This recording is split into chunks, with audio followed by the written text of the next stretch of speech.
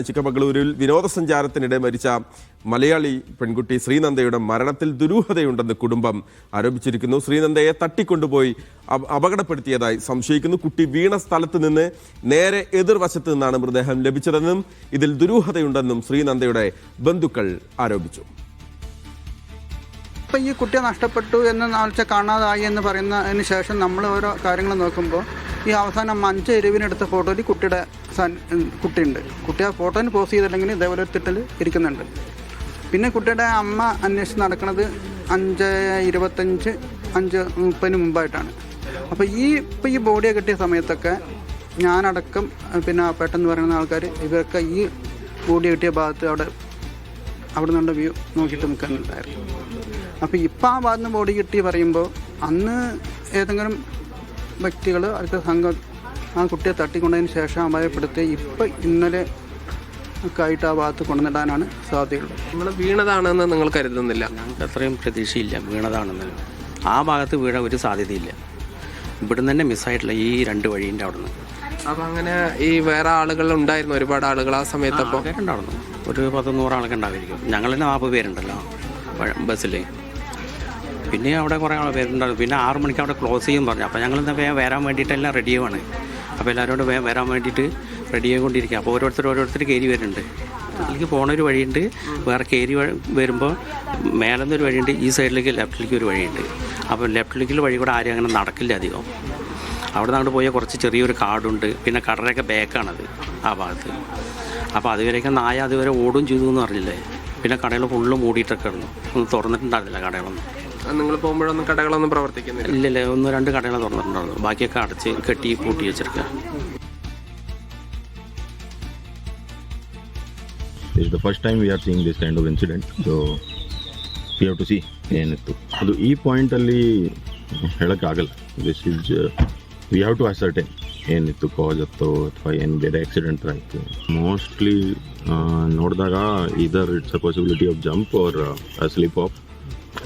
ಬೇರೆ ಥರ ಪಾಸಿಬಿಲಿಟಿ ಕಾಣ್ತಾ ಇಲ್ಲ. ಯಾವ್ದಿರ್ಬೋದು ಸರ್, ಸೂಸೈಡ್ ಅಥವಾ ಕಾಲ್ ಜಾರಿ ಇದೆ. First we have to ascertain, we have to retrieve the body. Post mortem ಮಾಡಿದ್ಮೇಲೆ ಮತ್ತೆ ಇದು ಇನ್ವೆಸ್ಟಿಗೇಷನ್. ഓക്കെ, പാലക്കാട് കടമ്പഴിപ്പുറത്തുള്ള ശ്രീനന്ദയുടെ വീട്ടിൽ നിന്ന് സാജിദ് അജ്മൽ ഇപ്പോൾ ചേരുന്നുണ്ട്. സാജിദ്, പോലീസ് ഉദ്യോഗസ്ഥൻ പറയുന്നുണ്ടായിരുന്നു ഒരു പക്ഷേ ചാടിയതോ അതല്ലെങ്കിൽ സ്ലിപ്പായി താഴേക്ക് പതിക്കാനുള്ള സാധ്യതകളാണ് കാണുന്നത് എന്ന്. പക്ഷെ അതല്ല, അതിനപ്പുറത്തേക്ക് ഈ കുട്ടിയെ അപായപ്പെടുത്തി അതിനുള്ളൊരു സാധ്യത, ഏതെങ്കിലും തരത്തിൽ കുട്ടിയെ തട്ടിക്കൊണ്ടുപോയി അപായപ്പെടുത്തിയതാനുള്ള സാധ്യത കുടുംബം വളരെ കൃത്യമായി പറയുന്നുണ്ട്. മാത്രമല്ല ഈ മൃതദേഹം കിട്ടിയ സ്ഥലത്ത് നേരത്തെയും പോലീസ് തെരച്ചിൽ നടത്തിയിരുന്നു എന്നും പറയുന്നുണ്ട്. അപ്പോൾ കുടുംബത്തിൻ്റെ ആരോപണം അത് എന്തിൻ്റെയൊക്കെ അടിസ്ഥാനത്തിലാണ്? എന്താണ് ഇപ്പോൾ കുടുംബം അടുത്ത സ്റ്റെപ്പ് എങ്ങനെയാണ് മുന്നോട്ട് വയ്ക്കുന്നത്? മഹേഷ്, 4-ാം തീയതിയാണ് വിവിധ സ്ഥലങ്ങൾ, കർണാടകയിലെ വിവിധ സ്ഥലങ്ങളിലേക്ക് വിനോദയാത്രയ്ക്കായി ശ്രീനന്ദ ഉൾപ്പെടെയുള്ള 40 അംഗ സംഘം പോകുന്നത്. 7-ാം തീയതി വൈകുന്നേരം 5:20 ശേഷമാണ് ഈ കുട്ടിയെ കാണാതാകുന്നത്. അന്ന് രാത്രി പിന്നീട് 5:20 ഏതാണ്ട് 1.5 മണിക്കൂറിന് ശേഷം പിന്നീട് ഇരുട്ടാവുകയാണ്. ആ സമയത്ത് പ്രാഥമികമായി ഉള്ള തിരച്ചിൽ നടത്തി. പിറ്റേ ദിവസമാണ് വളരെ വിശദമായി ഡ്രോൺ ഉപയോഗിച്ചുള്ള തിരച്ചിൽ നടത്തിയത്. ഈ കുടുംബം പറയുന്നത് ഈ കുട്ടി വീഴാൻ സാധ്യതയുള്ള, അതായത് അവസാനമായി നിന്നിരുന്ന സ്ഥലത്തിന് നേരെ എതിർവശത്തുള്ള സ്ഥലത്ത് നിന്നാണ് ഇപ്പോൾ കുട്ടിയുടെ മൃതദേഹം കണ്ടെത്തിയത്. ഒരിക്കലും ആ കുട്ടിക്ക് അവിടെ എത്താൻ കഴിയില്ല എന്നുള്ളതാണ് ഇവർ പറയുന്നത്. അങ്ങനെ വീഴുകയാണെങ്കിൽ തന്നെ ഈ കുട്ടി നിന്നിരുന്ന ഇതിൻ്റെ തൊട്ട് താഴ്ഭാഗത്താണ് വീഴാനുള്ളൊരു സാധ്യതയുള്ളത്. അതോടൊപ്പം ഈ ഡ്രോൺ ഉപയോഗിച്ച് നടത്തിയ തെരച്ചിലിൽ ഇപ്പോൾ കുട്ടിയുടെ മൃതദേഹം കിടക്കുന്ന ആ പ്രദേശത്തുൾപ്പെടെ സ്ഥലത്തുൾപ്പെടെ പരിശോധനകൾ നടത്തിയതായും ഇവർ പറയുന്നു.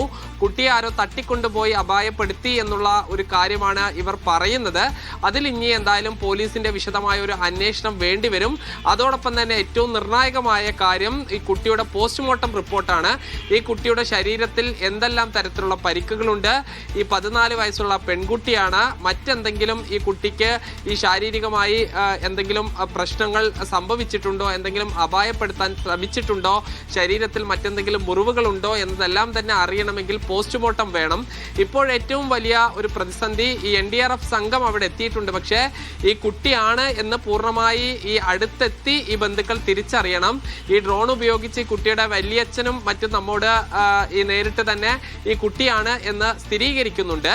എന്നാൽ അത് നിയമപരമായി അതിൻ്റെ ഒരു നടപടിക്രമം എന്ന നിലയ്ക്ക് ആളുകളെ അവിടെ എത്തിക്കണം. അത് ഈ വളരെ സാഹസികമായി വേണം അങ്ങോട്ട് പോകാൻ. കുറച്ച് ദൂരം ചെങ്കുത്തായ പ്രദേശത്ത് കൂടി ഇറങ്ങണം. അങ്ങനെ ഇറങ്ങി ഈ കുട്ടിയുടെ മൃതദേഹം മുകളിലേക്ക് എത്തിച്ച് പോസ്റ്റ്മോർട്ടത്തിലേക്ക് മാറ്റണം. നാളെയാണ് എന്തായാലും പോസ്റ്റ്മോർട്ടം നടപടികൾ ഉണ്ടാവുകയുള്ളൂ. ഒരു പക്ഷേ മറ്റന്നാളത്തോടു കൂടി ഈ മൃതദേഹം കടമ്പഴിപ്പുറത്ത് എത്തിക്കുകയും ഈ സംസ്കാര ചടങ്ങുകൾ ഉൾപ്പെടെ ഉണ്ടാവുകയും ചെയ്യും. ഒറ്റപ്പാലം MLA കെ പ്രേംകുമാർ ഉൾപ്പെടെയുള്ള ആളുകൾ എത്തിയിരുന്നു.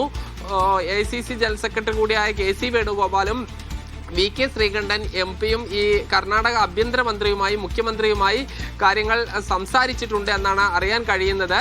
അങ്ങനെയാണെങ്കിൽ വിശദമായ ഒരു അന്വേഷണം ഉണ്ടാകും. ഇപ്പോൾ നാട്ടിലുള്ള ബന്ധുക്കൾ പൂർണ്ണമായി എന്തോ കുട്ടിക്ക് അപായപ്പെടുത്തിയതാണ് എന്നുള്ള നിലയിൽ തന്നെയാണ് സംസാരിക്കുന്നത്. ഈ കുട്ടിയുടെ അടുത്ത ബന്ധുക്കളെ, മാതാപിതാക്കളെ പോലും ഫോണിൽ ബന്ധപ്പെടാൻ കഴിയുന്നില്ല. ഒട്ടും റേഞ്ച് ഇല്ലാത്തൊരു മേഖലയിലാണ് അവർ നിലവിൽ ഉള്ളത്.